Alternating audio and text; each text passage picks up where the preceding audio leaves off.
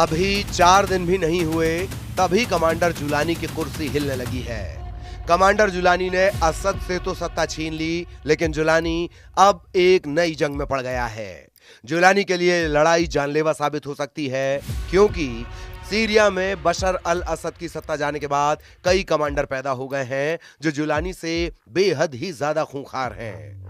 Experts के मुताबिक Syria में इलाके के लिए होने वाली यह लड़ाई कुछ ही दिनों में गृह युद्ध में तब्दील होगी और इसमें अमेरिका से लेकर रूस और तुर्की सब जीतेंगे।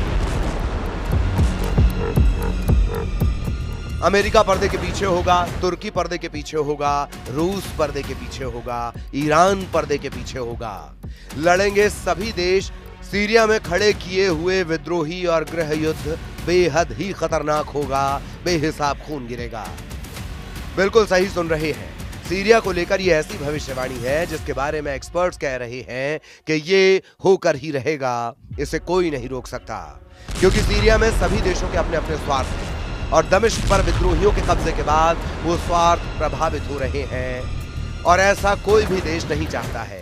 सीरिया में हालात खराब हो चुके हैं। अमेरिका के विदेश मंत्री का प्लेन इस वक्त एक्टिव है।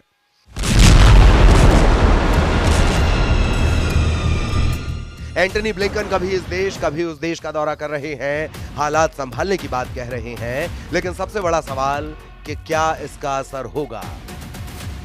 अखबारों में, टीवी पर, मोबाइल पर दमिश्क पर कब्जे के बाद अब तक आप हजारों बार कमांडर जुलानी का चेहरा देख चुके हैं।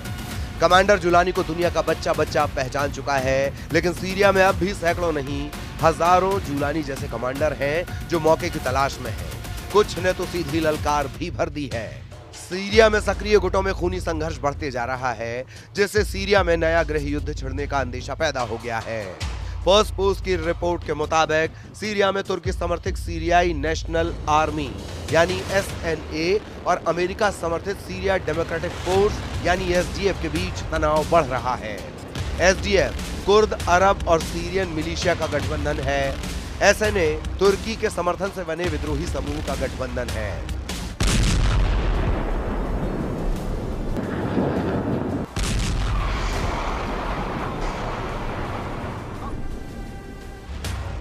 तुर्की और अमेरिका समर्थित गुटों के अलावा भी कई गुट सीरिया में संघर्ष कर रहे हैं, जिससे स्थिति बेहद बिगड़ चुकी है।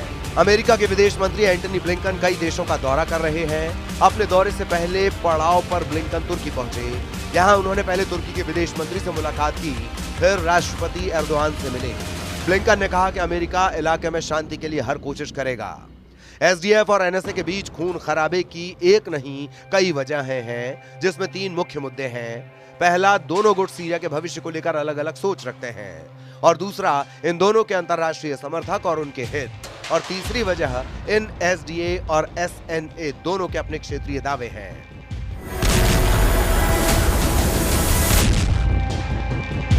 हल्के हरे रंग में सीरिया के नक्शे पर दिख रहे इस सबसे बड़े हिस्से पर HTS कमांडर जुलानी का कब्जा है।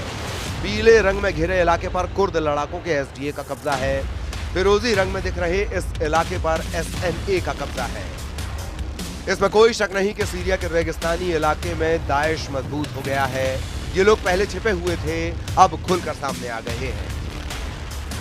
जो लोग दाइश से मुकाबला कर रहे थे वो अब नहीं रहे, वो रेगिस्तान में मौजूद हैं और अब हमारे इलाकों में दाखिल हो रहे हैं।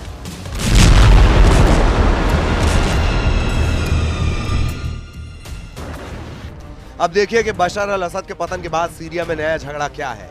विदेशी मीडिया की रिपोर्ट कहती है कि अमेरिका को जरा भी अंदाजा नहीं था कि विद्रोही महज 11 दिनों में असद को सत्ता से बेदखल कर देंगे और उन्हें अपनी जान बचाने के लिए रूस में शरण लेनी पड़ेगी। अमेरिकी अधिकारी असद के साथ एक समझौते पर बातचीत कर रहे थे। असद के सामने अमेरिका ने जो डील रखी थी उसके मुताबिक सीरिया को हिजबुल्लाह और ईरान के साथ संबंधों को तोड़ना था और बदले में अमेरिका सीरिया के विद्रोह को रौंद देता, जिससे असद की सत्ता सीरिया पर बनी रहती। लेकिन ऐसा हो पाता इससे पहले ही जुलानी ने दमिश्क फतह कर लिया। इस वक्त सीरिया को लेकर अमेरिका और तुर्की आमने सामने हैं। बड़ी बात यह है कि अमेरिका और तुर्की दोनों ही नेटो गठबंधन के सदस्य देश हैं। ऐसे हालात में अब देखना होगा कि अमेरिका किस हद तक सीरिया में डैमेज कंट्रोल कर पाता है।